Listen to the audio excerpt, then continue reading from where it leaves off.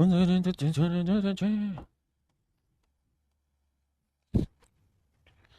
प्यारे बच्चों, आप सभी को नमस्कार। क्या हाल है आप सभी के? विशाल कुमार केसरी, सौरव साकेत, मुकेश कुमार, राजा कश्यप, जीतू मीना, सौरव साकेत, विशाल कुमार केसरी, दीपक सिंह, सर्वेश प्रजापति। मेरे प्यारे बच्चों, आप सभी को नमस्कार। आप सभी का स्वागत है इस क्लास में। आइए आइए मेरे बच्चे, बहुत ही खूबसूरत सवाल है। कह रहा जी, एक बेलन है।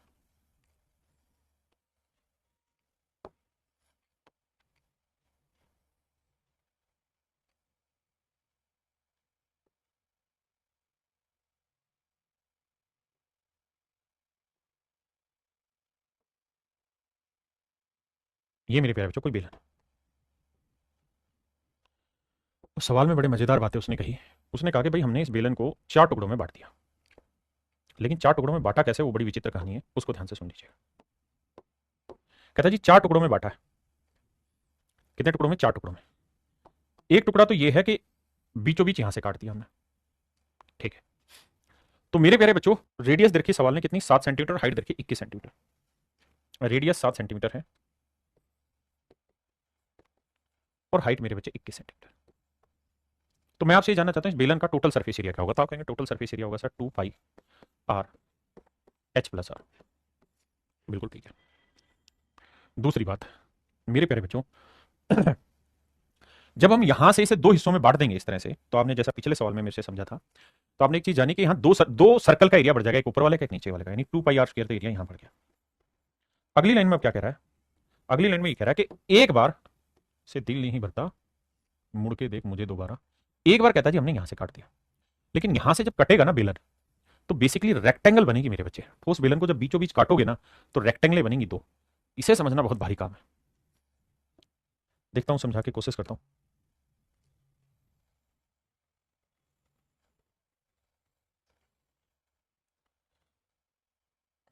कैसे बनाऊं मैं?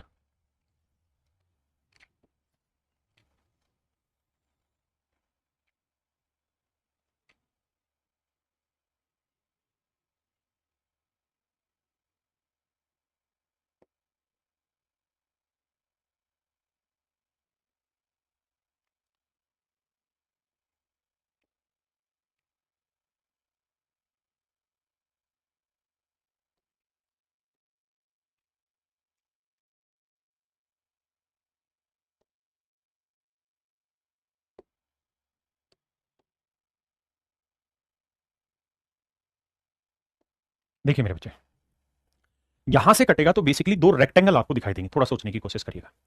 क्या दिखाई देंगे मेरे बच्चे? दो रेक्टेंगल दिखाई देंगे। समझाने की कोशिश करूं तो बाबू ऐसे समझिए, ये कोई बेलन है। ठीक है जी। इस बेलन की रेडियस है 7, तो इसका डायमीटर 14 सेंटीमीटर। ध्यान देना, डायमीटर 14 सेंटीमीटर। अगर मैं यहां से इसको बीचों बीच ऐसे 2 टुकड़ों में काटता लेके आऊंगा, तो ये ठोस है। अंदर से जब इसे खोलोगे, अंदर से जब इसे खोल के 2 टुकड़ों में निकालोगे, तो सामने आपको एक रेक्टेंगुलर फेस दिखाई दे रहा होगा मेरे बच्चे, है ना? मेरी बात समझ रहे हैं? कैसी दिखाई दे रहा होगा? रेक्टेंगुलर फेस दिखाई देने लग रहा होगा। और जितना इसका डायमीटर है, उतनी ही बेसिकली रेक्टेंगल की चौड़ाई हो जाएगी। तो ये जो रेक्टेंगुलर फेस दिखाई दे रहा है, इसकी चौड़ाई हो जाएगी 14 सेंटीमीटर, और इसकी जो लंबाई होगी ना, वो मेरे प्यारे बच्चों होगी 21 सेंटीमीटर। और ऐसी ही दो रेक्टेंगल बनेगी, एक इधर वाले टुकड़े की, एक इधर वाले टुकड़े की। हाँ है ना? मेरी बात समझे कि नहीं? तो बाबू, अब इनका देखें तो इसका 2 पाई r² हो गया, और उसका हो गया कितना? डायमीटर हो गया 2r, और हाइट हो गई h। तो इस रेक्टेंगल के एरिया इतना, तो एक रेक्टेंगल के एरिया होगा 2r इंटू एच। और ऐसी कितनी रेक्टेंगल बनेंगी? दो, तो इंटू 2। अब बच्चे क्या कॉमन आ रहा है? तो आप कहेंगे सर 2 कॉमन आ रहा है, पाई कॉमन आ रहा है। पाई तो कॉमन ही नहीं आ रहा सर, तो 2 कॉमन आ रहा है, आर कॉमन आ रहा है। बस, यहाँ से 2r कॉमन गया तो पाई r बचा, और यहाँ से 2r कॉमन गया तो 2h बचा। तो इतना चेंज आ जाएगा मेरे बच्चे, 2r पाई r प्लस 2h। इतना मेरे नन्हे मुन्ने प्यारे बच्चों चेंज आ जाएगा। इंटू 100 कर देंगे, ये हमारी कैलकुलेशन। यानी वॉल्यूम इतना घट या बढ़ जाएगा ना, इसका टोटल सर्फेस एरिया माफ करें, इतना बढ़ गया घट जाएगा। कैलकुलेट करते हैं। 2r से 2r गया, बिल्कुल ठीक है। मेरे बच्चे, पाई की वैल्यू 22/7, आर की वैल्यू है 7, टू एच की वैल्यू है 21। या 22 और या 21 दूनी 42, 2 2 4 4 2 6। ये वैल्यू है मेरे प्यारे बच्चों 64। यहाँ ये एच की वैल्यू है मेरे बच्चे कितनी? 21, और आर की वैल्यू है 7। 28, 7 चौक 28, 22 चौक 88, गुना करेंगे 100। देखिए मेरे भाई, 8 8 64, 8 11 88। 8/11 का परसेंटेज निकालेंगे तो 1/11 होता है 9 सही, तो यह आएगा 72 सही। 8/11% टोटल सरफेस एरिया मेरे नन्हे मुन्ने प्यारे बच्चों क्या होगा? इंक्रीज हो जाएगा। 72 सही, 8/11%। और यही उसने सवाल में पूछा था, तो एक ही ऑप्शन है सी, यानी 72:8। 8/11 यानी 72:72.72%। मेरे नन्हे मुन्ने प्यारे बच्चों मेरा राइट आंसर होगा। एक भाई कह रहा है 2RH कैसे हुआ? भैया ये रेक्टेंगल बनी ना, तो रेक्टेंगल का ये लेंथ, ये ब्रेड्थ हो गई, ये 2R है, और ये हाइट हो गई। हाइट कितनी है? H। तो रेक्टेंगल के एरिया क्या होता है? Length into breadth, H into 2R। H into 2R, ये तो हो गया रेक्टेंगल के एरिया, और ऐसी दो रेक्टेंगल बनेगी तो इंटू 2 करेंगे मेरे बच्चे। ये मेरे प्यारे बच्चों मेरा आंसर।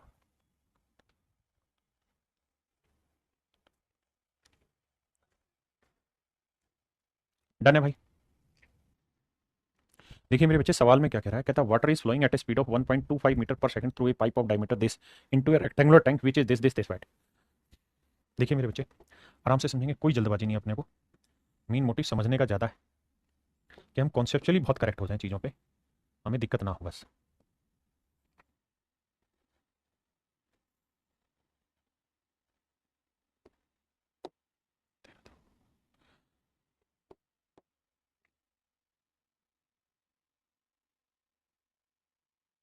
देखिए मेरे बच्चे कहता है जी ये रेक्टेंगुलर कोई टैंक है जिसके अंदर पानी गिरना है। ये जो टैंक है इसकी लंबाई चौड़ाई उसने रखी है कि 60 मीटर तो लंबा है, 60 मीटर लंबा है, 40 मीटर चौड़ा है, और मेरे प्यारे बच्चों जीरो, कहता है एच 7 मीटर ऊंचाई तक पानी भरना है, 7 सेंटीमीटर ऊंचाई तक पानी भरना है। अब दिक्कत ये है कि सारी चीज़ें मीटर में है, ये सेंटीमीटर में है, तो 60 मीटर 40 मीटर, 60 मीटर 44 मीटर, ये 44 है मेरे बच्चे। कहता है कि आयताकार टैंक जो 60 मीटर लंबा 44 मीटर चौड़ा है, टैंक में जल के स्तर में 7 सेंटीमीटर की वृद्धि होनी है, तो 7 सेंटीमीटर को मीटर बनाएंगे मेरे बच्चे बटे 100। अब सवाल में कह रहा है कि इसके अंदर जो पानी डाला जा रहा है वो एक पैरेलल पाइप के थ्रू पानी डाला जा रहा है। ये मेरे प्यारे बच्चे एक पैरेलल पाइप है जिसके थ्रू पानी इसके अंदर डाला जा रहा है। इस पाइप के थ्रू मेरे बच्चे इसके अंदर एक पानी डाला था, इस पाइप के थ्रू मेरे प्यारे बच्चे इसमें पानी डाला था, और पानी डल के यहाँ पानी डाला था। अब सवाल में कह रहा है कि इस पाइप से जो पानी आ रहा है उस पानी की स्पीड है 1.25 मीटर पर सेकंड। इसका मतलब इस बेलन की अगर लंबाई 1.25 मीटर है और कहता है कि इसका जो व्यास है वो 0.14 मीटर, तो मेरे बच्चे अगर इसका डायमीटर 0.14 मीटर है तो इसकी रेडियस क्या होगी? तो 0.14 का आधा, 2 से काटेंगे 7, तो 0.07। तो ये है मेरे नन्हे मुन्ने प्यारे बच्चों इसकी रेडियस। तो कहता है इतनी लंबाई और इतनी रेडियस वाला एक मेरे प्यारे बच्चों पाइप है जिससे पानी आ रहा है। मैंने पीछे सवाल में बताया था कि अगर मीटर पर सेकंड दे रखा है तो उसका मतलब 1 सेकंड में इतना पानी इसमें बहेगा। तो यानी इस सिलेंडर का वॉल्यूम निकालेंगे तो वॉल्यूम होगा पाई 22/7, आर स्क्र, आर है 0.07, तो 0.07 इंटू 0.07 इंटू हाइट, हाइट है मेरे बच्चे 1.25। तो यानी इतना वॉल्यूम हर सेकंड इस पाइप से बाहर निकलेगा। और मान लेते हैं जी एन सेकंड ये चला होगा लगातार, कितनी देर चला होगा? एन सेकंड ये चला होगा, और एन सेकंड में क्या कर दिया? इतना पानी भर दिया, तो इसका वॉल्यूम क्या होगा? 60 गुना 44 गुना 7/100। दोनों ही वॉल्यूम मेरे प्यारे बच्चों आपस में बराबर। अब आइए पॉइंट हटाएंगे बटे 100, यहां भी जीरो था तो पॉइंट बटे 100। आइए देखिए मेरे बच्चे 7 से तो 7 गया, इस 7 से ये वाला 7 गया, 22 से काटेंगे तो 22 दूनी 44 गया, इस 100 से ये वाला 100 गया। बिल्कुल ठीक है। अब एन की जो वैल्यू निकालोगे तो वो आएगी, यहाँ आया 60 गुना 2, और ये बटे वाली जो वैल्यू है ये ऊपर जाएगी 100 गुना 100, और ये 125 आएगा मेरे बच्चे बटे। यानी इतने सेकंड लगेंगे इस टंकी को भरने में। लेकिन कह रहा है जी आंसर जो आपको बताना है वो सेकंड में नहीं घंटों में बताना है। तो मेरे बच्चे 1 घंटे में 3600 सेकंड होते हैं, तो इसको 3600 से भाग दोगे तभी तो घंटे बनेंगे, तो गुना 36 भाग दे देंगे 3600, अब घंटे में आंसर आएगा। अब आइए मेरे भाई देखिए 25 पांजे 125, 25 चौक 100, 2 जीरो से 2 जीरो गया।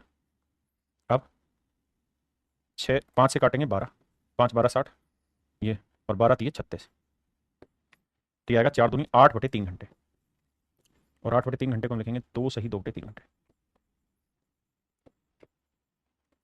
तो मेरे नन्हे मुन्ने प्यारे बच्चों मेरा राइट आंसर होगा 2:2/3 आवर, 2 सही 2/3 घंटे।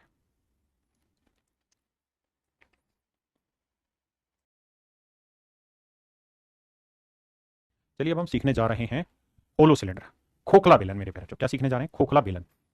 क्या होता है बाबू खोखला बेलन? ध्यान से देखिएगा, खोखला बेलन क्या होता है? खोखला बेलन होता है जो ऊपर और नीचे दोनों साइड से खोखला, फिगर बना रखी है हमने, मैं अच्छे से बना देता हूं ताकि आपको समझ में आ जाए चीजें।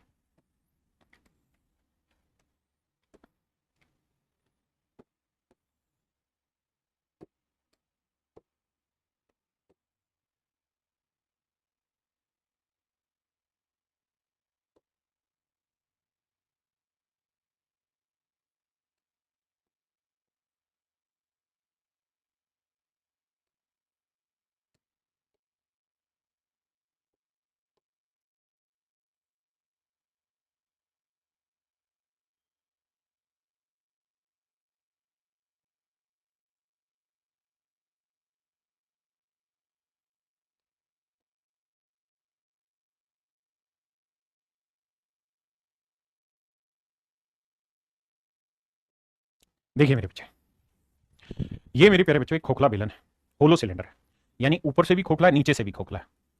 इसे हम कहते हैं मेरे बच्चे होलो सिलेंडर। अब इसमें दो सवाल आपसे पूछे जाते हैं। पहला सवाल पूछा जाता है इस खोखले बेलन का वॉल्यूम क्या होगा। तो हाइट तो दोनों की ही सेम होगी, लेट्स से एच। जो अंदर वाला होगा उसकी रेडियस स्मॉल आर ले लेते हैं, जो बाहर वाला होगा उसकी रेडियस मेरे प्यारे बच्चों हम कैपिटल आर ले लेते हैं। आपने कहा जी ये बात भी ओके रिपोर्ट है। तो भाई बड़े वाले का वॉल्यूम क्या हुआ, पाई आर स्क्वायर एच। बाहर वाले का, अंदर वाले का वॉल्यूम क्या हुआ, पाई आर स्क्वायर एच। तो मेरे बच्चे अगर अंदर वाले के वॉल्यूम में से मैं बाहर वाले का वॉल्यूम घटा दूंगा तो किसका वॉल्यूम आ जाएगा मेरे प्यारे बच्चों, इस मेटल का वॉल्यूम आ जाएगा जो इसके अंदर लगी हुई है। तो सोल्व करेंगे तो भैया पाई और फिर एच को मना जाएगा, तो यहाँ बचेगा R square minus R square. दूसरा इसका फार्मूला ही होता है, हम देसी भाषा में समझाना चाहें तो ये कह सकते हैं कि भैया जो इसका वॉल्यूम होगा, वॉल्यूम ऑफ होलो सिलेंडर, वो हो जाएगा मेरे प्यारे बच्चों पाई एच, रुक जाओ भाई कहाँ भाग रहा, pi into H into R minus R into R plus R. और मेरे प्यारे बच्चों जो ये आर माइनस आर है ना, आर माइनस आर यानी कैपिटल आर में से स्मॉल आर घटाना, इसी को हम कहते हैं thickness of metal. Thickness of metal मतलब जो धातु है उसकी मोटाई, इसी को मेरे प्यारे बच्चों हम कहते हैं थिकनेस ऑफ मेटल, धातु की मोटाई। आपने कहा जी ओके रिपोर्ट है। अब अगला पॉइंट आता है मेरे बच्चे टोटल लेटरल सरफेस एरिया। तो भैया लेटरल सरफेस एरिया निकालना है, तो अब देखिए ध्यान से, लेटरल सरफेस एरिया होता क्या है। जैसे ये मेरे प्यारे बच्चों आपको दिखाई दे रहा होगा होलो सिलेंडर है ना, कैसा दिखाई दे रहा है, होलो सिलेंडर दिखाई दे रहा है। तो ये जो होलो सिलेंडर दिखाई दे रहा है, लेटरल सरफेस का मतलब होता है कि जो जिस सरफेस को हम टच कर सकते हैं और जो ऐसे कर्व्ड है, तो ये वाला वो लेटरल सरफेस एरिया। और अंदर वाले सरफेस को भी तो मेरे प्यारे बच्चों हम टच कर सकते हैं, समझ रहे हैं कि नहीं समझ रहे, क्योंकि अंदर तो खोखला है, अगर खोखला है तो अंदर वाले सरफेस को भी टच कर सकते हैं। तो इसका लेटरल सरफेस एरिया होगा बाहर वाले का lateral surface area that is 2 pi R H, और अंदर वाले का lateral surface area that is 2 pi small R H. 2 पाई और एच मेरे प्यारे बच्चों कॉमन ले लेंगे तो यहाँ बचा R plus R, 2 pi H R plus R. क्या किसी भाई बहन को कोई दिक्कत हो, यहाँ तक कोई सवाल में कोई समस्या हो तो मुझे बताइए। तो मेरे प्यारे बच्चों इसका जो लेटरल सरफेस एरिया होगा होलो सिलेंडर का, या कर्ड सरफेस एरिया जो होगा, लेटरल सरफेस एरिया या कर्ड सरफेस एरिया, वो मेरे नन्हे मुन्ने प्यारे बच्चों आपका कहलाएगा क्या, 2 pi H R plus R, 2 pi H R plus R. ये होगा मेरे प्यारे बच्चों क्या, आपका lateral surface area of hollow cylinder. अब आते हैं कि टोटल सरफेस एरिया क्या होता है मित्रों। तो मेरे नन्हे मुन्ने प्यारे बच्चों टोटल सरफेस एरिया क्या होगा, तो आप कहेंगे जी लेटरल सरफेस एरिया ले लो, ले लिया जी, प्लस में कुछ हिस्सा ठोस अभी भी बच रहा है ना, जिसे हम ये साइड कहते हैं, साइड को भी तो टच कर सकते हैं ना, इस साइड का एरिया भी तो मेरे प्यारे बच्चों टोटल सरफेस एरिया में काउंट होगा ना। आप कहें जी कौन सा, ये वाला भाई, ये जो रेड कलर का आपको दिखाई दे रहा है, ये नीचे भी रहेगा ऊपर भी रहेगा, इस वाले एरिया को भी तो लेना पड़ेगा बाबू। तो कैसे बनेगा बाबू इसका एरिया, तो मेरे भैया ये ऐसे बड़े वाला गोला हो ऐसे होगा, ऐसे इसके अंदर छोटे वाला गोला लेना होगा, ये छोटे वाला गोला होगा। तो ये वो एरिया होगा जिसे हम टच कर रहे हैं यहाँ पे मेरे बच्चे, इस वाले हिस्से का। अब इसका कैसे निकालें बाबू, तो ये है स्मॉल आर, ये है मेरे प्यारे बच्चों कैपिटल आर। तो बड़े सर्कल के एरिया से छोटे सर्कल के एरिया घटाइए, बड़े सर्कल के एरिया हुआ पाई आर स्क्वायर, छोटे सर्कल के एरिया हुआ pi small R square. Pi मेरे प्यारे बच्चों कॉमन ले लेंगे, हम बचेगा R square minus R square, इसे हम लिखेंगे pi R minus R into R plus R, A square minus B square का फार्मूला होगा ना भाई, और जितना एरिया नीचे का होगा उतना ही ऊपर का होगा, तो इंटू 2 कर दे रहे हैं। तो टोटल सरफेस एरिया में जो लेटरल सरफेस एरिया यानी 2 pi H R plus R, ये तो रहेगा ही रहेगा, साथ में ये वाला और जुड़ जाएगा 2 pi R plus R into R minus R. जब यहां से देखोगे तो क्या कॉमन आएगा, तो आप कहेंगे 2 पाई कॉमन आ रहा है और आर प्लस आर कॉमन आ रहा है, तो 2 pi R plus R common आया तो यहाँ क्या बचा मेरे बच्चे H, 2 pi R plus R आया तो यहाँ क्या बचा आर माइनस आर। और मेरे बाबू इसी चीज को ध्यान रखना, हम मेटल की थिकनेस भी कहते हैं, तो कई बार क्या होगा कि आर माइनस आर की जगह थिकनेस दे देगा सीधी, थिकनेस। ये होता है मेरे प्यारे बच्चों इसके फार्मूले होलो सिलेंडर के। ये 3 फार्मूले जिन पे सारा गेम घूमना है, इन तीनों ही फार्मूले को यहाँ लिख के दिखाया गया।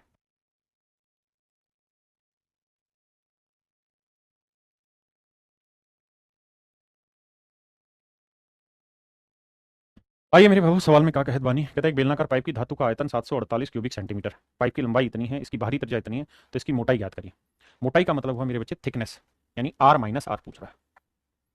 अब मेरे बच्चे बताइए आयतन क्या होता है खोखले बेलन का, तो आप कहेंगे सर खोखले बेलन का आयतन ये वाला है।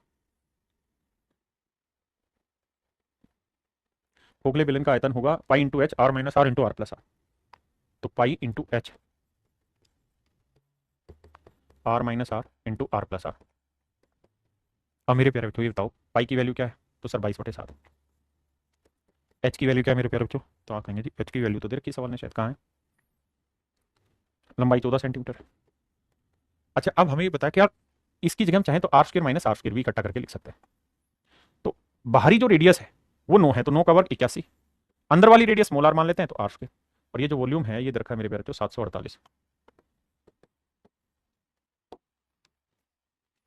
अब देखना यार 11×2 = 22, 11×6 = 66, 8×11 = 88। अब 7×2 = 14, 2×2 = 4, 4 से काटेंगे 17, तो 81 माइनस आर स्क्र बराबर 17। तो आर स्क्र की वैल्यू आएगी 81 माइनस 17 यानी 11 में 7 गया 4, 64। तो आर की वैल्यू आएगी मेरे प्यारे बच्चों 8। अब उसने हमसे पूछा थिकनेस, तो कैपिटल आर है 9, स्मॉल आर है 8, 9 में 60 गया मेरे प्यारे बच्चों 1, यानी मेटल की जो थिकनेस है इसकी जो मोटाई है वो 1 सेंटीमीटर। मेटल की मोटाई होगी मेरे प्यारे बच्चों 1 सेंटीमीटर।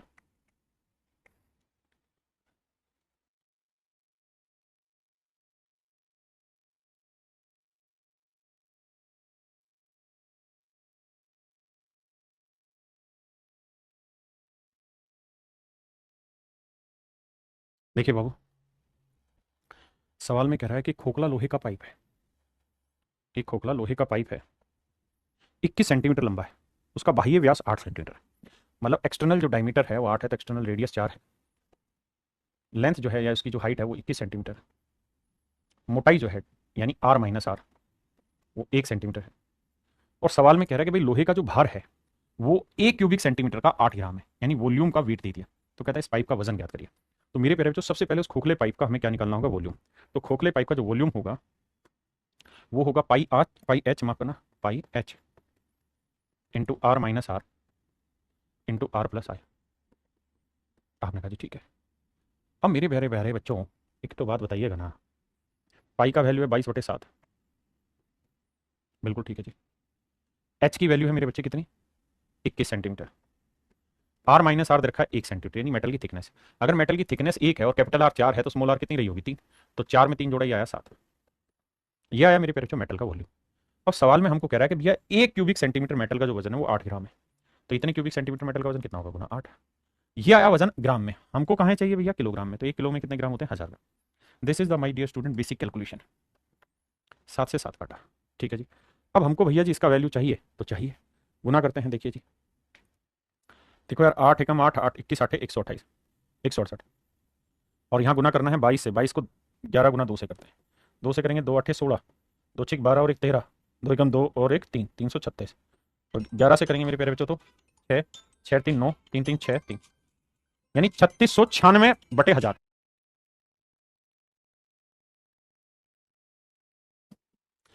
तो ये भाई 3696 आया मेरे प्यारे बच्चों, 1000 से भाग दोगे तो आंसर आएगा आपका 3.696 किलोग्राम, ऑप्शन ए। यानी मेरे प्यारे बच्चों इस मेटल का जो वेट होगा ना वो 3.696 kilogram.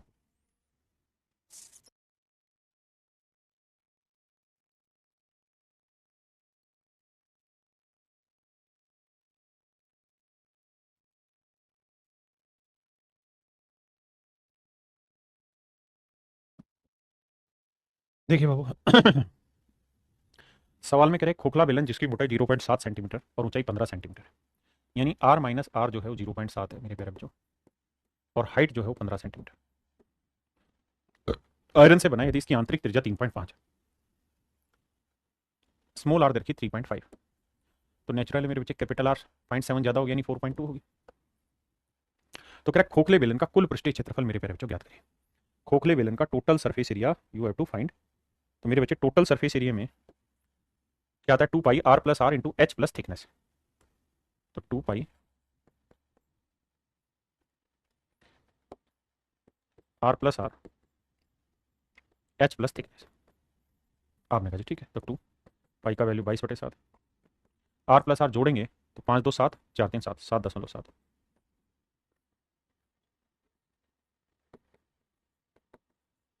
H plus R 15, H plus thickness 15 में 0.7 जोड़ा तो मेरे बच्चे 15.7, ये होगा मेरे बच्चे इसका टोटल सरफेस एरिया। आइए भाई कैलकुलेट करते हैं, डेसिमल हटा दो, 0.10, 7 से काटा 11, ठीक है भैया। अब बाबू यूनिट डिजिट पकड़ते हैं, लेकिन दो सारी जगह आ रहा है, 7 एकम 7, 7 दूनी 14, 4 दूनी, अरे वाह मजा आ गया।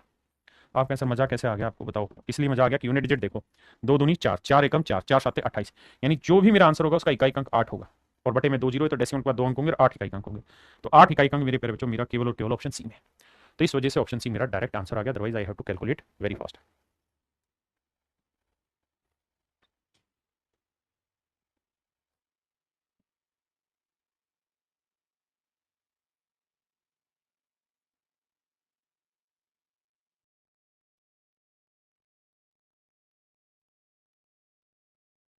देखिए मेरे प्यारे बच्चों, कह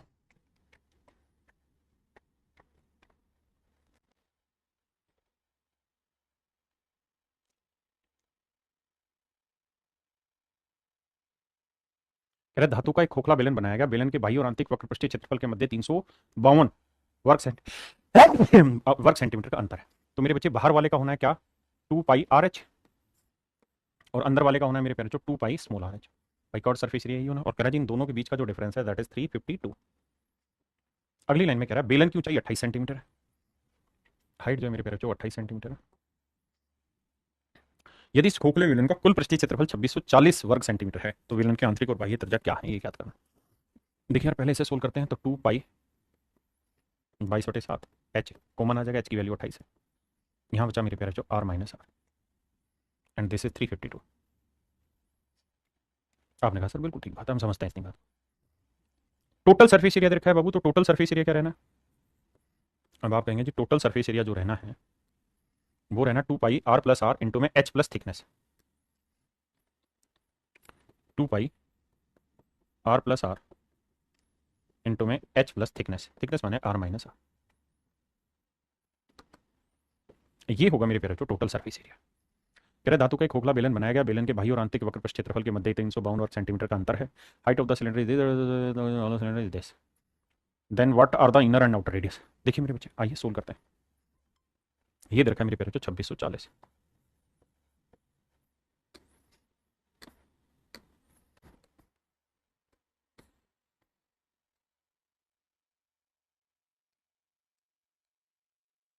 आओ बाबू अब देखते हैं कैलकुलेशन को कैसे सिरे चढ़ाया जाए।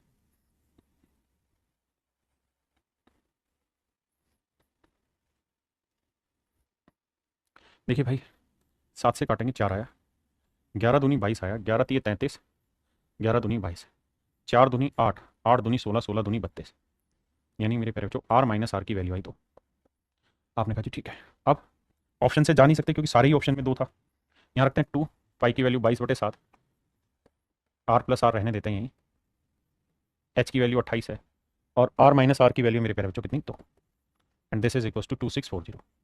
पहले इतनी बात समझिए।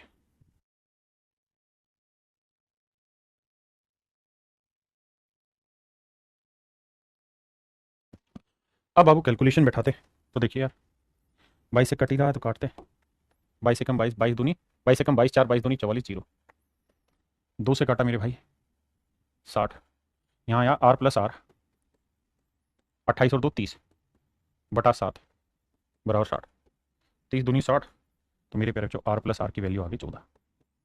अब आर प्लस आर 14 है, आर माइनस आर 2 है, तो यहाँ से सोल्व करोगे तो आर की वैल्यू आ जाएगी 14 और 2 16 का आधा 8, और स्मॉल आर की वैल्यू 6। ये तो था मेरे प्यारे बच्चों सवाल को डिटेल करने का तरीका।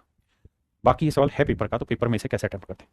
तो मेरे प्यारे बच्चों पेपर में हमें ये देखना था कि दोनों रेडियस सवाल ने दे रखी है, यहाँ पे भी दोनों का डिफरेंस 2 है, यहाँ पे भी डिफरेंस 2 है, यहाँ पे भी डिफरेंस 2 है, यहाँ पे भी डिफरेंस 2 है।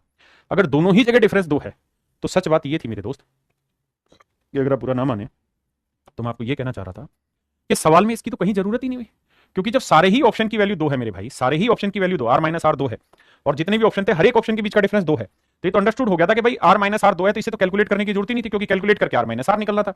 वो सारे ही ऑप्शन में 2 दे रखा था, तो उठाकर डायरेक्ट हम 2 रख देते हैं और आंसर आ जाता अपना। तो 28 2 30 सोल्व करते हुए आंसर आ जाता है, हाँ है ना। देखिए बाबू सवाल में कह रहा है external and the internal radius of a hollow right circular cylinder of height 15 centimetre, this if it is melted to form a solid cylinder of height half of the original cylinder, then the radius of the solid cylinder is what. कह रहा भाई एक hollow cylinder, सबसे पहले hollow cylinder की बात करते हैं, तो होलो सिलेंडर की एक्सटर्नल रेडियस है 6.75, इंटरनल जो रेडियस है मेरे प्यारे बच्चों वो है 5.25, और कहता है जिसकी जो हाइट है वो है मेरे प्यारे बच्चों कितनी, 15 सेंटीमीटर। कहता है भैया इसे पिघलाया गया, तो इसकी मेटल का वॉल्यूम क्या होगा, तो आप कहेंगे sir pi into H into R minus R और आर प्लस आर। तो एक बार जोड़ेंगे तो 6 5 11 12 आएगा जोड़ेंगे तो, और घटाएंगे मेरे बच्चे तो 6 में 5 गया 1, 1.5 आया। तो ये होगा मेरे प्यारे बच्चों मेटल का वॉल्यूम। अब कह रहा है जी इसे पिघला के एक नया बेलन बनाया और उस नए बेलन की जो हाइट है वो पहले वाले की आधी है 15/2, और रेडियस मान लेते हैं स्मॉल। तो बेलन का वॉल्यूम क्या होगा sir? Pi R square H, R square H. अब सर एच की वैल्यू कितनी? 15/2। यही कह रहा है सवाल में। कह रहा है जी इसको पिघलाया गया और एक नया सिलेंडर बनाया गया जिसकी height half of the original cylinder. तो इसकी वो रेडियस बताइए। तो भैया इक्वल होना वॉल्यूम, तो पाई आर स्क्वायर एच की वैल्यू है मेरे बच्चे 15/2। पाई से मेरे प्यारे बच्चों पाई गया, 15 से 15 गया। अब मेरे बच्चे 2 को इससे गुना करेंगे, 15 दूनी 30.3, मतलब 3 आया 12 3 36, तो आर स्क्वायर बराबर 36 है मेरे प्यारे बच्चों। तो आर की वैल्यू आ गई मेरे प्यारे बच्चों 6, यानी रेडियस है मेरे प्यारे बच्चों 6 सेंटीमीटर। तो सवाल में यही पूछा कि भाई ठोस बेलन की त्रिज्या बताइए क्या होगी, तो मेरे प्यारे बच्चों आंसर होगा 6 सेंटीमीटर।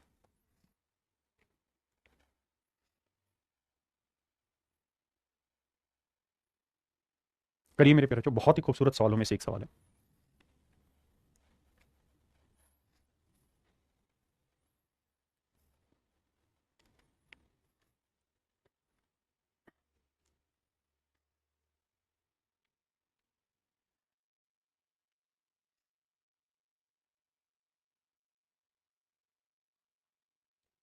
देखिए बाबू, बहुत गजब का सवाल किए हैं। कहता है 6 मीटर गहरा एक कुआं खोदा गया और उस कुएं से मिट्टी निकाली गई। देखिए मेरे नन्हे मुन्ने प्यारे बच्चों, बहुत ही बढ़िया सवाल है। कह रहा है जी कुआं खोदा गया है, बहुत गहरा कुआं है भैया।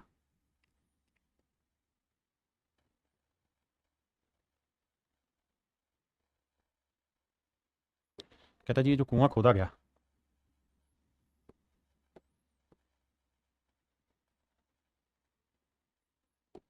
इस कुएं से मिट्टी निकाली गई। कहता है जी इस कुएं से मिट्टी निकाली गई। तो जो ये कुआं है 6 मीटर गहरा है, 6 मीटर गहरा ये कुआं है जिसकी आंतरिक त्रिज्या 3 सेंटीमीटर, रेडियस है 3 सेंटीमीटर।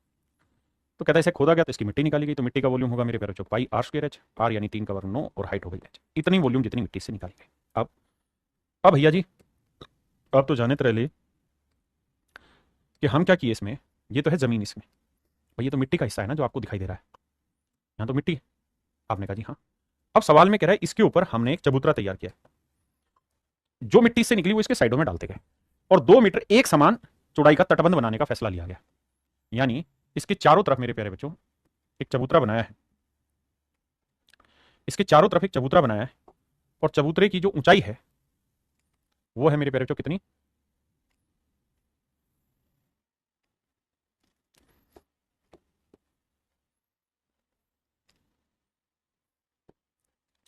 चबूतरे की जो ऊंचाई है वो बतानी कितनी होगी, और कहता है कि यहां जो मिट्टी डाली गई है वो भैया 2 मीटर चौड़ी चौड़ाई तक मिट्टी डाली गई है, 2 मीटर चौड़ाई तक मिट्टी यहां पे डाली गई।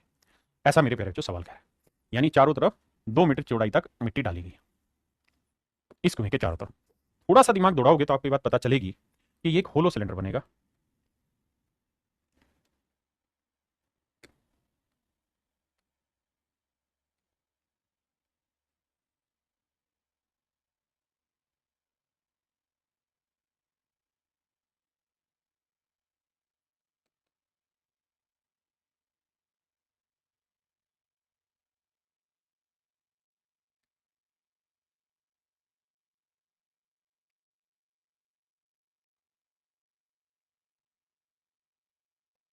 तो बाबू ये बेसिकली एक होलो सिलेंडर बनेगा, यानी ये कुआं से मिट्टी निकली और साइडों में डलती रही तो धीरे धीरे साइडों में ऊंचाई बढ़ती रही। तो ये अंदर से तो ये कुआं ही है, लेकिन यहाँ जो मिट्टी निकली यहाँ से वो धीरे धीरे यहाँ डलते डलते ऊंची होती चली गई। तो एक होलो सिलेंडर मेरे प्यारे बच्चों तैयार होता रहा। अब आप एक खूबसूरत रिलेशन यहाँ से बहुत अच्छे से जानते हैं, और वो ये कि सर इसकी अंदर वाले पार्ट की जो रेडियस है वो है मेरे प्यारे बच्चों 3 सेंटीमीटर, और जो बाहर वाले पार्ट की रेडियस है वो है कितनी? 2 मीटर, मतलब 3 मीटर था या सेंटीमीटर? 3 मीटर था। तो ये 3 मीटर, और बाहर वाले की चौड़ाई 2 है तो बाहर वाले की रेडियस है 5 मीटर। अब इस खोखले बेलन का जो वॉल्यूम होगा, यानी इस खोखले बेलन में जितनी मिट्टी आएगी जो उसका वॉल्यूम होगा, उतनी ही मिट्टी तो इस कुएं से बाहर निकली होगी। आपने कहा जी हाँ। तो मेरे प्यारे जो खोखले बेलन का जो वॉल्यूम आएगा वो कितना निकल के आएगा sir? Pi into H, H हम मान लेते हैं एच मीटर ऊंचा गया होगा, into R plus R, into में आर माइनस आर।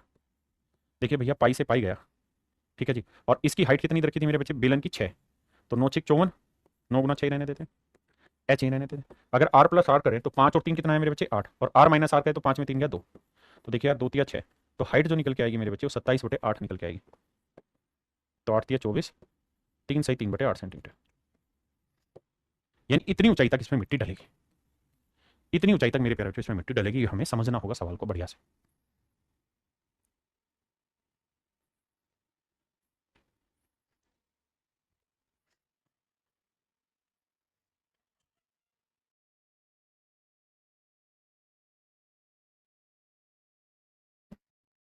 देखिए बाबू, सीधा सवाल है, कहता है well of radius R is dug 20 metre deep. कहता है एक 8 सेंटीमीटर रेडियस का एक कुआं 20 मीटर गहरा खोदा गया। बाहर निकाली गई मिट्टी चबूतरा बनाने के लिए इसके चारों ओर फैला दी गई, जो 1 मीटर की चौड़ाई में फैली हुई है। चबूतरे की ऊंचाई 5 मीटर है, तो आर की वैल्यू बताइए। कह रहा जी कुआं है, ठीक है भैया, इस कुएं की गहराई है 20 मीटर और रेडियस है आर मीटर। आपने कहा जी ओके, ये आर है। कहता जी अब इसके चारों तरफ हमने मिट्टी फैला दी, यानी खोखला बेलन तैयार हो गया, और उस खोखले बेलन की हाइट उसने रखी है वो 5 मीटर है, और 1 मीटर चौड़ाई तक मिट्टी बिछा दी गई।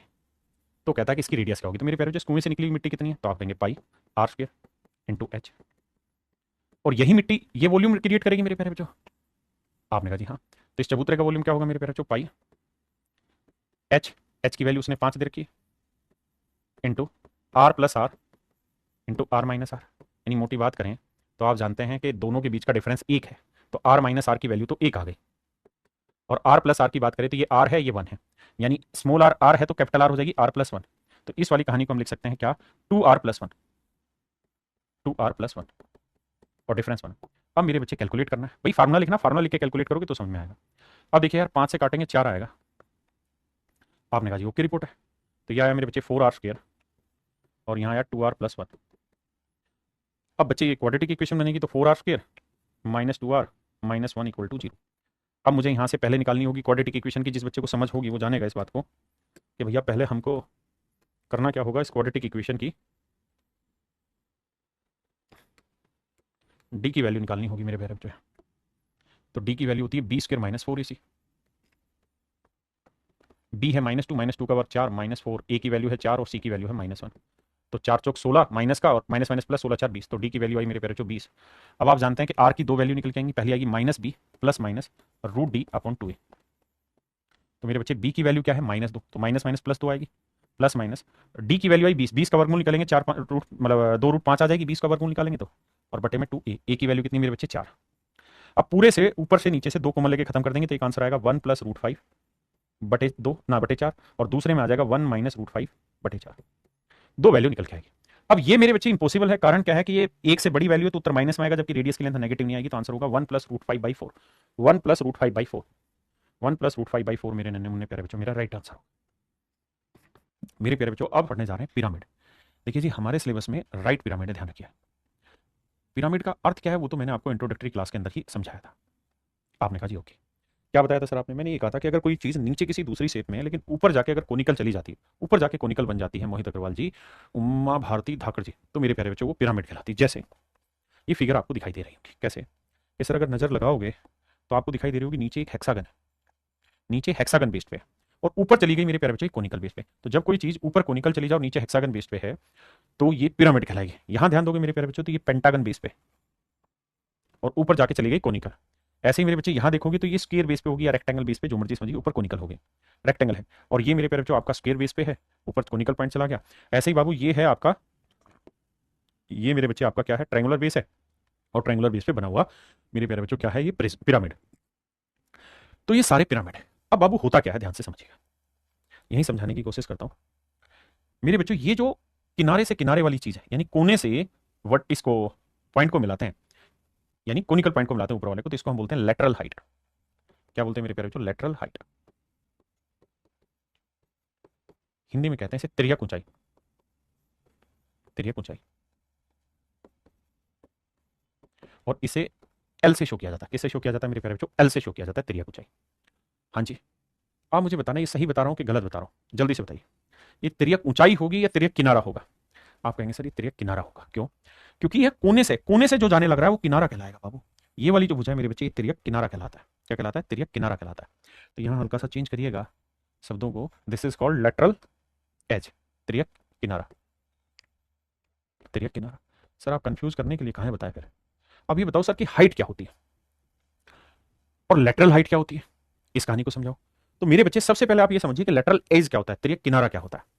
ये वाला जो है ना, ये तिर्यक किनारा होगा जो इस वर्टेक्स से और यहां जा रहा है।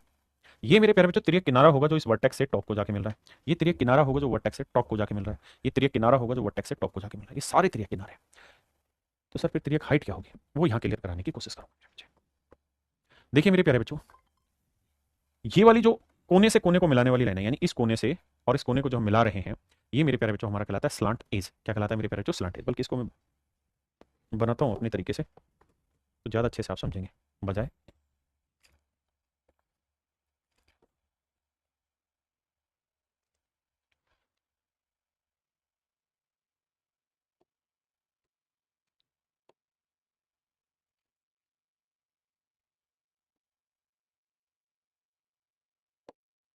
मैं घबराना नहीं, थोड़ा समय जरूर लूंगा पर आपको बढ़िया से बना के दूंगा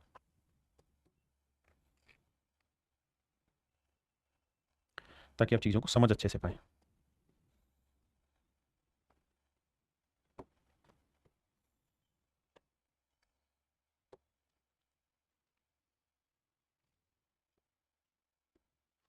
बेटा थोड़ा समय लगेगा, आप परेशान नहीं होना।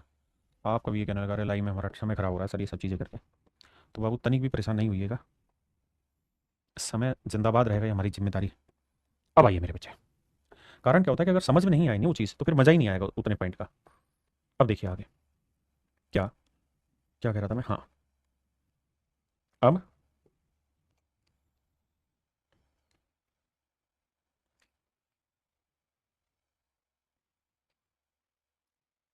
ये मेरे बच्चे को कोनिकल पॉइंट आ गया जिसकी हम बात कर रहे हैं। थोड़ा इधर झुका हुआ, इधर ले आते हैं। अब आपको सही दिखाई दे रहा होगा। आपने कहा जी हाँ सही तो दिखाई दे रहा है। आइएगा बाबू, ये मेरे प्यारे बच्चों आपको एक पिरामिड दिखाई देने लगा, क्योंकि इसका बेस तो है स्क्वायर या रेक्टेंगुलर जो मर्जी समझिए, लेकिन ऊपर जाके जो ये बन रहा है ये बन जा रहा है मेरे प्यारे बच्चों कोनिकल।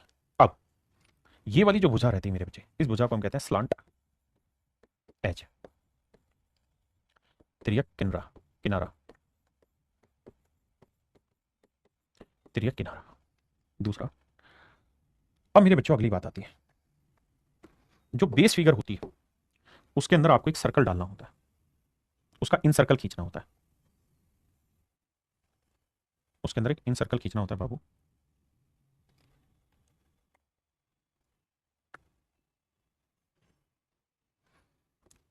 ये मेरे बाबू इसके अंदर मैंने एक सर्कल खींचा। ध्यान रखिएगा इस बात को कि हमारे यहां सिलेबस में जो भी पिरामिड बनेगा उसका बेस हमेशा ऐसा होना चाहिए जिसके अंदर एक इन सर्कल खींचा जा सके। और इन सर्कल का मतलब होता है जो सारी साइडों को टच करे, इस वाली को भी, इस वाली को भी, इस वाली को भी, इस वाली को भी। अगर मैं आपको कह दूं ना कि भाई कोई पिरामिड है और उसका बेस है क्या, रेक्टेंगल बेस है, रेक्टेंगल बेस है, तो इसका इन सर्कल खींच सकता है? नहीं खींच सकता, क्योंकि इसके अंदर देखो सर्कल खींचा तो इन साइडों को टच नहीं किया। यानी कहने का मतलब यह है कि रेक्टेंगुलर बेस में कभी भी पिरामिड आपके सिलेबस का हिस्सा रहेगा ही नहीं। हमेशा या तो स्क्वायर बनाएगा या ट्रायंगल बनाएगा, जिन जिनमें इन सर्कल बन सकता है, अंतःवृत्त बना जा सकता है, त्रिभुज में बन सकता है, वर्ग में बन सकता है, उसके बाद पंचभुज में बन सकता है, समषष्टभुज में बन सकता है, यानी उन्हीं फिगर में बनेगा जो जिसकी सारी भुजाएं बराबर हो। अब मेरे बच्चों अगले पॉइंट पे आते हैं कि सर ये तो आपने कह दिया कि स्लांट एज है, तो स्लांट हाइट क्या होगी? तो मेरे बच्चों एक बात ध्यान रखिएगा, जो इस सर्कल का सेंटर होगा ना, सर्कल का जहां सेंटर होगा वहां पे ऊपर से जो लाइन खींची जाएगी, ये वाली जो लाइन होगी, जहां भी सर्कल का सेंटर होगा वहां जाके मिलेगी, तो ये मेरे प्यारे बच्चों कहलाएगी हाइट। HEIGHT, ये कहलाएगी पिरामिड की ऊंचाई, ये कहलाएगी मेरे प्यारे बच्चों ऊंचाई। यानी इसके टॉप से और बॉटम में जो नीचे सर्कल है उस सर्कल के सेंटर को अगर मिला दोगे तो ये उसकी हाइट कहलाएगी मेरे बच्चे। अगर आप इसको नहीं समझ पा रहे हैं तो मैं इसमें डॉटेड लाइन खींच देता हूं so that you can elaborate it very much clearly. ये कहलाएगी मेरे बच्चे इसकी हाइट। अब सर्कल का सेंटर यहां होगा तो यहां आएगी, जहां पे भी होगा वहीं होगी, यानी सर्कल का सेंटर यहां होता है। ये मेरे प्यारे बच्चे इसकी कहलाएगी हाइट। आपने कहा जी बिल्कुल जेन्युइन बात आपकी, और कलर कुछ और करना चाह रहे हैं तो कुछ और कर दे रहे हैं सर। ये हाइट होगी, थोड़ी कम दिखाई दे रही होगी लेकिन आप समझने की कोशिश करिएगा। ये होगी इसकी हाइट। अब बाबू ये हाइट कहलाएगी। अगर मेरे प्यारे बच्चों यहां से सर्कल के सेंटर से टेंजेंट पॉइंट तो ये वाला बना, तो ये 90 डिग्री बनाएगा, ये भी बात आप जानते हैं।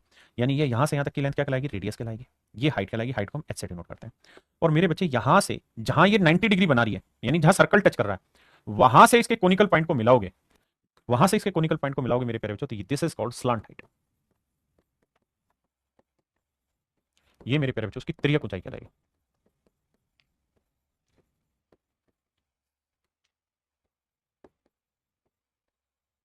ये मेरे नन्हे मुन्ने प्यारे बच्चों आपकी तिर्यक ऊंचाई कहलाएगी।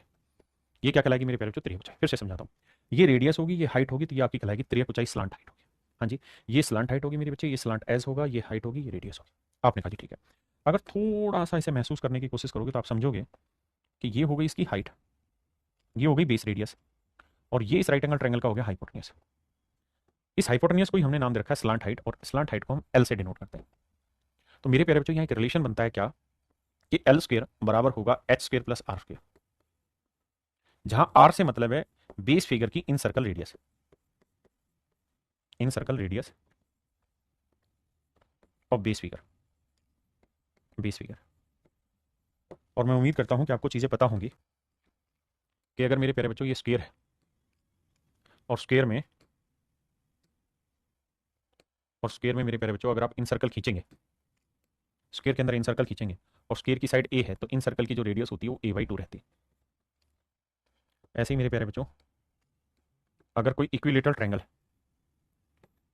इक्विलेटरल ट्रायंगल है, और इस ट्रायंगल के अंदर अगर कोई इन सर्कल खींचा जा रहा है, इसकी रेडियस ना साइड की लेंथ ए है, तो इसकी इन सर्कल की जो रेडियस होगी वो क्या होगी? कोई बता सकता है? बताइए क्या होगी इन सर्कल की रेडियस, कमेंट में।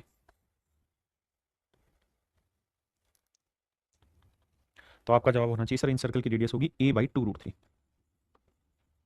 अगर मेरे बाबू कोई राइट एंगल ट्रायंगल दे रखी, यानी बेस में कोई राइट एंगल ट्रायंगल है, कोई समकोण त्रिभुज है, तो किसी समकोण त्रिभुज में जो इन सर्कल की रेडियस होती है, ये परपेंडिकुलर है, ये बेस है, ये हाइपोटेन्यूज है, तो मेरे बच्चे इन सर्कल की रेडियस होती है perpendicular plus base minus hypotenuse बटे 2, अगर बेस में राइट एंगल ट्रायंगल हो। राइट एंगल ट्रायंगल का मेरे प्यारे बच्चों ये कहानी बनती है 2√3, ठीक है जी, इन सर्कल रेडियस। ऐसे ही मेरे प्यारे बच्चों अगर आपके पास कोई हेक्सागन बन रहा हो, बेस में एक हेक्सागन बन रहा हो, बेस में हेक्सागन बन रहा हो, और ये जो हेक्सागन अगर आपको दिखाई दे रहा है, इसके अंदर कोई इन सर्कल बनाए, इसके अंदर मेरे प्यारे बच्चों कोई इन सर्कल बनाए ऐसे हम, तो उस इन सर्कल की जो रेडियस होती है वो होती है √3/2a, अगर हेक्सागन की साइड ए। मैं उम्मीद करता हूँ ये बेसिक चीज़ें आपको सारी पता होंगी। हैं, एक बता रहे पेज ही कुछ और खुल गया। ये बेसिक इन्फॉर्मेशन आपको सारी होगी। क्लियर है बाबू? किसी भाई को कोई दिक्कत है यहाँ तक? नहीं। तो यही सारी कहानी है जो हमने आपको बतानी है, यही सारी चीज़ें यहाँ बताई हुई है कि ये कहलाता है वर्टेक्स, इसको हम बोलते हैं एपेक्स, शीर्ष बोलते हैं। हाइट क्या होगी, स्लंट हाइट या लेटरल हाइट क्या होगी, लेटरल फेस क्या होगा, स्लंट एज क्या होगा। लेटरल फेस का मतलब होता है ये वाला फेस,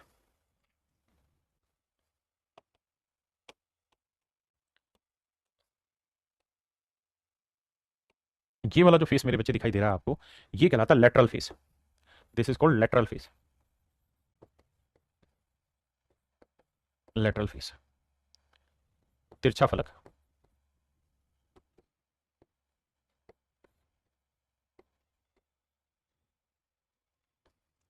ये मेरे प्यारे बच्चों हमारा कहलाता है तिरछा फलक, लेटरल फेस। अब हम आगे बढ़ते हैं। जैसा मेरे प्यारे बच्चों ये फेस आपको दिखाई दे रहा है, ऐसे ही सामने होगा, ऐसे उधर होगा और ऐसे पीछे। तो अगर बेस में स्क्वायर है तो ऐसे 4 फेस बनेगा, बेस में ट्रायंगल है तो 3 फेस बनेगा, हेक्सागन है तो ऐसे 6 फेस बनेंगे। अब मेरे बच्चों इससे आगे की कहानी पढ़ना शुरू करते हैं कि किसी भी पिरामिड का वॉल्यूम क्या होगा। तो मेरे प्यारे बच्चों किसी भी पिरामिड के वॉल्यूम का फार्मूला होगा 1/3 into base area into height, यानी 1/3 गुना आधार क्षेत्रफल गुना ऊंचाई। इसके पीछे एक लॉजिक है, उस लॉजिक को अगर आप ध्यान रखना चाहें तो सुन लीजिए, आगे आपको काम भी आना है सवालों में। कि अगर मान लीजिए कोई बेलन है मेरे प्यारे बच्चों,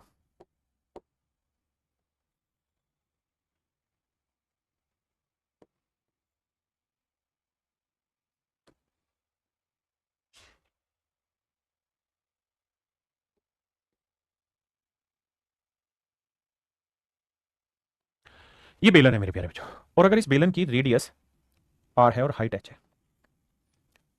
तो एक कहानी बनती है वो ये कि अगर इस बेलन में इसी हाइट और इसी रेडियस का, इस बेलन में अगर इसी हाइट और इसी रेडियस का अगर मेरे प्यारे बच्चों एक पिरामिड बना दिया जाए, पिरामिड बना दिया जाए, एक पिरामिड बना दिया जाए, तो उस पिरामिड का जो वॉल्यूम होगा मेरे प्यारे बच्चों, उस पिरामिड का जो वॉल्यूम होगा वो वही होगा, पिरामिड समझते हैं ना, जो कोनिकल हो, यानी नीचे तो सर्कुलर शेप में, ऊपर ही ऐसा। तो सच बात यह है कि इसका जो वॉल्यूम होगा, अगर प्रिज्म का वॉल्यूम, प्रिज्म का वॉल्यूम 3 है, तो सेम बेस और सेम हाइट के पिरामिड का, पिरामिड का जो वॉल्यूम होगा मेरे बच्चे वो 1 होगा। फिर से समझाता हूं अपनी बात। अगर सेम बेस और सेम हाइट का पिरामिड बना दिया जाए किसी प्रिज्म में, किसी प्रिज्म में, इसकी हाइट भी h हो, रेडियस r हो, तो मेरे बच्चे एक प्रिज्म में ऐसे 3 पिरामिड बनाए जा सकते हैं, मतलब प्रिज्म का वॉल्यूम 3 है तो पिरामिड का वॉल्यूम 1 है। बहुत बार ऐसा सवाल पूछा गया कि अगर प्रिज्म में 30 लीटर पानी आता है तो पिरामिड में कितना आएगा, अगर सेम बेस सेम हाइट है तो 10 लीटर आएगा, यानी मेरे बच्चे रेशियो होगा 3:1। यहीं से फार्मूला जनरेट हुआ है कि भाई बेस एरिया इंटू हाइट क्या रहता है, ये तो सर प्रिज्म का वॉल्यूम रहता है, तो पिरामिड का क्या होगा, इसका 1/3 होगा, पिरामिड का वॉल्यूम मेरे बच्चे इसका 1/3 होगा। अब आते हैं भाई लेटरल सरफेस एरिया क्या होगा या कर्व्ड सरफेस एरिया क्या होगा, आइए जी। तो आप जानते हैं कि भाई वैसे फार्मूला रहता था बेस पेरीमीटर इनटू हाइट, ये रहता था उसका सरफेस एरिया, यहां अलग है, क्या कहानी समझिए। जैसे मेरे प्यारे बच्चों इससे पीछे वाली फिगर में आते हैं, यहां आते हैं। अगर मेरे बच्चे यहां मैं आपसे ये कहूं कि भाई इसके बेस में जो बना हुआ है वो एक वर्ग बना हुआ है, इसका बेस के अंदर एक वर्ग बना हुआ है, इसके बेस में एक वर्ग बना हुआ है, वर्ग की भुजा है ए। तो नेचुरल सी बात है मेरे प्यारे बच्चों कि इसके बेस में अगर वर्ग बना है तो ये इसकी रेडियस कहलाएगी, तो रेडियस होगी a/2। आपने कहा जी हाँ, आपने कहा सर बिल्कुल सही बात है, कोई दिक्कत ही नहीं है, रेडियस होगी a/2 क्योंकि स्क्वायर की साइड की आधी होती है। और मेरे बच्चे आप ये बात भी बहुत अच्छे से समझते हैं कि यहां से जिस पॉइंट को आप मिला रहे हो, जहां पे 90 बना रहा है, ये मेरे बच्चे क्या कहलाता है इसका, सर ये कहलाती है इसकी लेटरल हाइट, ये कहलाती है लेटरल हाइट, जिसे हम एल से डिनोट करते हैं, जिसे मेरे बच्चे हम एल से डिनोट करते हैं, जिसे हम एल से डिनोट करते हैं। आपने कहा ठीक है सर। अब मेरे बच्चों बड़े ध्यान से समझना, ये साइड की लेंथ क्या है, ए, ये साइड की लेंथ है ए। मैं आपसे एक चीज जानना चाह रहा हूं,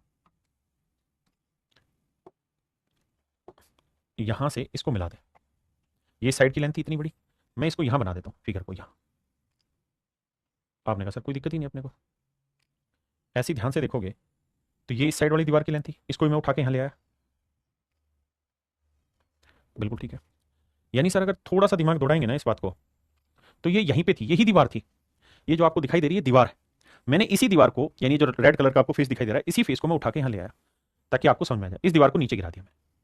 आपने कहा जी बात समझ में आ गई। अब मेरे बच्चे आप ये बात भी समझेंगे कि सर ये वाली जो है, ये वाली क्या है इसकी, सर ये वाली इसकी लेटरल हाइट है, मैं इसी लेटरल हाइट वाली दीवार को यहां लेके आऊंगा, तो ये इसकी लेटरल हाइट थी। आपने कहा जी बिल्कुल सही। अब अगर आप थोड़ा दिमाग दौड़ाएंगे चीजों में तो अब आपको पता चलेगा कि सर इन सबको हटा देते हैं अगर हम, तो इस वर्ग, ये साइड की लेंथ कितनी है सर ए, ये वाली लेंथ क्या है ए, लेटरल हाइट इसके ऊपर परपेंडिकुलर बनती है, देखिए यहां समझाया था, ये इसके ऊपर बिल्कुल यहां पे जो यहां होती है ये यहां पे परपेंडिकुलर रहती है, यानी बिल्कुल इसी दीवार पे सीधी सीधी बनती है, इस दीवार पे परपेंडिकुलर होती है, ना कि यहां, यहां तो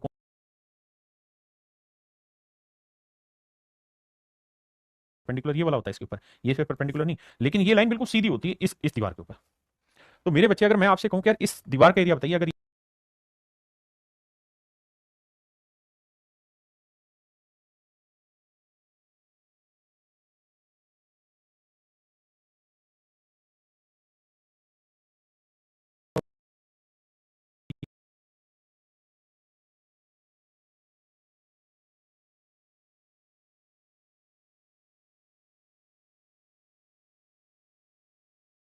तो आप कहेंगे सर बड़ा आसान है, half into A into L, right angle triangle, तो बन गई, बिल्कुल ठीक है। और मेरे बच्चे surface area, curved surface area क्या, half into base perimeter into slant height, half into base perimeter into slant height, बिल्कुल ठीक है। अब मेरे बच्चे अब आगे आते हैं, अगर मुझे इसमें लेटरल सरफेस एरिया चाहिए तो half into base perimeter into slant height होगी, अगर मुझे चाहिए टोटल सरफेस एरिया तो उसमें लेटरल सरफेस एरिया भी शामिल होगा। अच्छा ये बताना इस वाली फिगर में बेस एरिया शामिल होगा टोटल में, टॉप तो कुछ है नहीं, तो जो भी आपका लेटरल सरफेस एरिया मेरे बाबू उसके अंदर बेस एरिया और जोड़ दीजिए, ये हो जाएगा मेरे प्यारे बच्चों आपका टोटल सरफेस एरिया, ये हो जाएगा मेरे बच्चे टोटल सरफेस एरिया। ये बेसिक जानकारी थी पिरामिड की। अब आइए पिरामिड के बारे में कुछ सवालों पे प्रैक्टिस करते हैं। आइए पहला सवाल,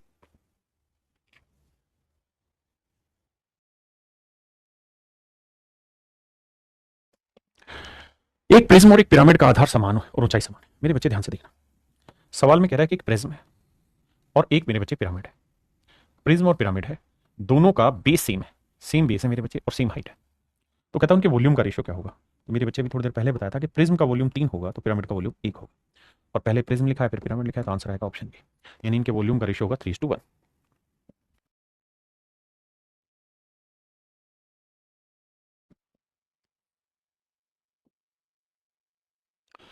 देखिए बाबू सवाल में क्या कह रहा है, सवाल में कह रहा है the base of a right prism is a triangle with sides this, कहते एक त्रिभुज है जिसकी भुजाएं 16, 30 और 34 है। तो मेरे बच्चे 8, 15, 17 ट्रिपलेट होता है। आपने कहा हाँ सर ये तो डबल है, मतलब ये समकोण त्रिभुज है, यानी इसका बेस जो है वो एक राइट एंगल ट्रायंगल बनाता है। कह रहा है जी इसकी हाइट है 32 सेंटीमीटर, लेटरल सरफेस एरिया बताना है और वॉल्यूम बताना है क्या क्या हुआ। तो मेरे प्यारे बच्चों ये बताइए, लेटरल हाइट निकालनी होगी, उसका फार्मूला था H square plus R square, बिल्कुल ठीक है। और अगर ये राइट एंगल ट्रायंगल है, समकोण त्रिभुज है, तो इसके इन सर्कल की रेडियस थी perpendicular plus base minus hypotenuse बटे दो, बिल्कुल ठीक है। P plus B minus H, अब भाई 30 और 16 40, 40 में 34 गया मेरे बच्चे, आया 12, बिल्कुल ठीक है। 12 को मेरे बच्चे 2 से भाग दे दोगे, ये आया 6। तो इन सर्कल रेडियस आ गई मेरे प्यारे बच्चों 6, तो 6 का वर्ग। हाइट मेरे बच्चे इसने दे रखी है कितनी, and it site is 32, height कह रहा है जी 32 है। तो मेरे प्यारे बच्चों हमें यहाँ से लेटरल हाइट निकालनी होगी।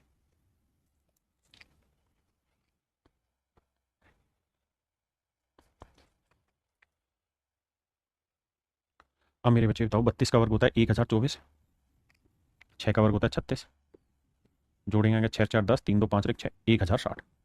तो एल स्क्वायर की जो वैल्यू आई वो 1060 आई। किसी भाई को कोई दिक्कत है, किसी भी भाई को यहाँ तक कोई दिक्कत हो, कोई ऐसा पॉइंट हो जो समझ नहीं आ रहा हो, तो मुझे खुल के बताना ताकि मैं उसको एक्सप्लेन करूँ।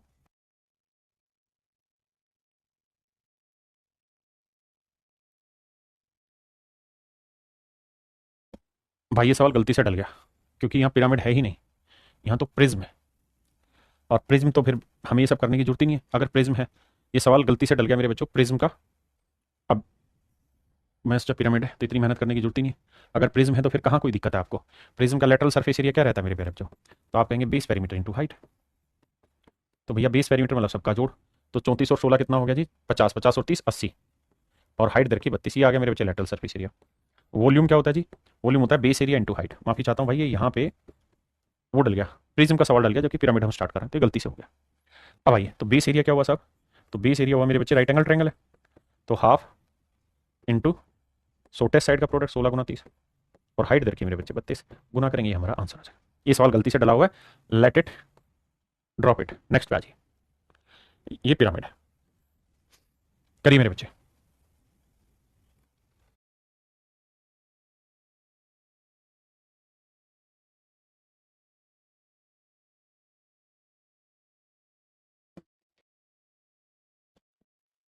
कहता है जी किसी पिरामिड का 6√3 सेंटीमीटर भुजा वाला एक समबाहु त्रिभुज है। तो मेरे प्यारे बच्चे एक इक्विलेटरल ट्रायंगल है, इक्विलेटरल ट्रायंगल की साइड है 6√3 सेंटीमीटर। आप जानते हैं इसकी इन सर्कल रेडियस होती है a/2√3। ए की वैल्यू 6√3 बटे 2√3, काटेंगे तो ये गया 2 से काटा 3, तो मेरे बच्चे इन सर्कल रेडियस आ गई थी। यदि इसकी त्रियक ऊंचाई 5 है, यानी लेटरल हाइट 5 है, तो आयतन याद करिए। मेरे बच्चे वॉल्यूम का फार्मूला होता है 1/3 into base area into height. अब समस्या ये है कि हमारे पास लेटरल हाइट है, तो एल स्क्वायर का फार्मूला होता है H square plus R square. अब लेटरल हाइट मेरे प्यारे बच्चों 5 है, तो 5 का वर्ग, एच हमें निकालना है, आर की वैल्यू हमारे पास 16 होकर आ गई 3 का वर्ग। तो आप जानते हैं ट्रिपलेट होता है 3 4 5, तो हाइट की वैल्यू आ गई मेरे बच्चे 4, तो वॉल्यूम होगा 1/3 बेस एरिया। बेस क्या है जी, इक्विलेटरल ट्रायंगल, वो होगा √3/4 ए स्क्वायर। तो ए है यानी साइड की लेंथ है 6√3, तो √3/4 ए स्क्वायर यानी 6√3 का वर्ग, यानी 2 बार लिख देते हैं, और इंटू में हाइट, हाइट कितनी है मेरे बच्चे 4। अब बाबू कैलकुलेशन बैठाना है और कुछ नहीं करना है, 4 से 4 गया, 3 दूनी 6 आया। अब देखना यार, √3 को √3 से क्या, 3 3 दूनी 6, 6 चिंग 36, तो वॉल्यूम जो आया मेरे बच्चे वो 36√3 आया। Option A is your right answer.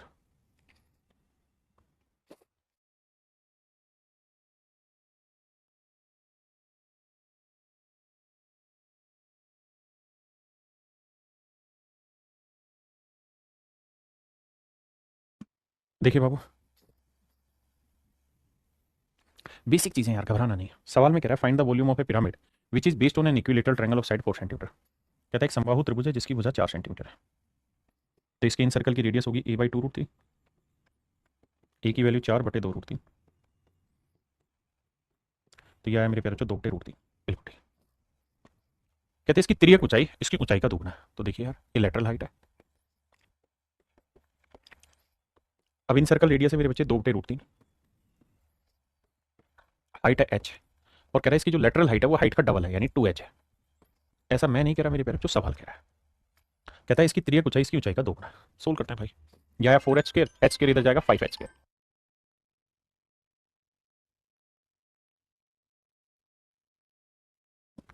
ये बना मेरे बच्चे h², सॉरी ये 4h², ये h² इधर जाएगा तो ये 3h² बचा, माफी चाहता हूँ भाई, और इसका वर्क करोगे 2 का वर्क 4, √3 का वर्क 3, तो एच स्क्वायर की वैल्यू आई 4/9। तो एच की जो वैल्यू आई वो आ गई मेरे बच्चे सोल्व करने के बाद 2/3 वर्ग को निकाल के। अब कह रहे जी वॉल्यूम बताइए, तो बाबू वॉल्यूम का सूत्र है क्या, 1/3 into base area into height.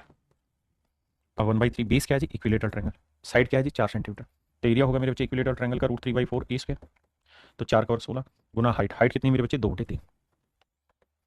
आओ भैया निपटाते,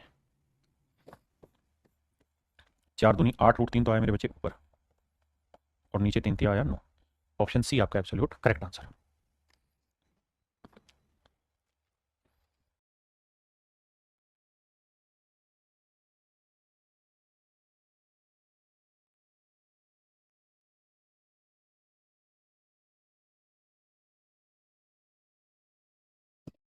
देखिए बाबू कहाँ कहत पानी सवाल में, सवाल में कह रहा था base of a right pyramid is an equilateral triangle of side with area 16√3। If area of its lateral faces, one of its lateral faces 30 centimetre then its side. आओ मेरे प्यारे बच्चों, आपको मैंने पीछे एक चीज सिखाई कि भाई किसी एक फेस का अगर आपको एरिया निकालना है तो वो था उसका area half into side base की इंटू में लेटरल हाइट। याद है पीछे की कहानी, यहाँ जो हमने रेड कलर वाले फेस का एरिया निकाला था, क्या बताया था यहाँ, हाफ इंटू एक साइड इंटू लेटरल हाइट, यही था। या फिर क्या करना होगा कि जो आपका एक फेस का एरिया आया उसे 3 से गुना कर दो, क्योंकि ट्रायंगल है तो 3 फेस बने होंगे तो टोटल लेटरल सरफेस एरिया आ जाएगा, मर्जी आपकी जैसा आप फील कर पाए। आइए अब बाबू, तो half into side into L आ गया, ये आया एक फेस का लेटरल सरफेस एरिया। अब कह रहा है कि आधार एक समबाहु त्रिभुज है, तो समबाहु त्रिभुज का एरिया दिया हुआ हम साइड मान लेते हैं √3/4 ए स्क्वायर। कह रहा है क्षेत्रफल है 16 √3, √3 से √3 तो ए स्क्वायर बराबर 64, तो ए की वैल्यू 8, तो हाफ इंटू 8 इंटू एल। ये है मेरे प्यारे बच्चों एक फेस का एरिया, और एक फेस का एरिया जो दे रखा है वो उसने दे रखा है 30, 2 चौक 8, तो एल की वैल्यू आएगी 30/4 यानी 15/2। ये आएगी मेरे प्यारे बच्चों लेटरल सरफेस एरिया ना लेटरल हाइट। अगर आप फिर भी नहीं समझ रहे हैं तो आप ये बताइए कि बेस क्या है, ट्रायंगल है, तो उसके ऊपर कितने फेस बनेंगे, 3 दीवारें बनेंगे।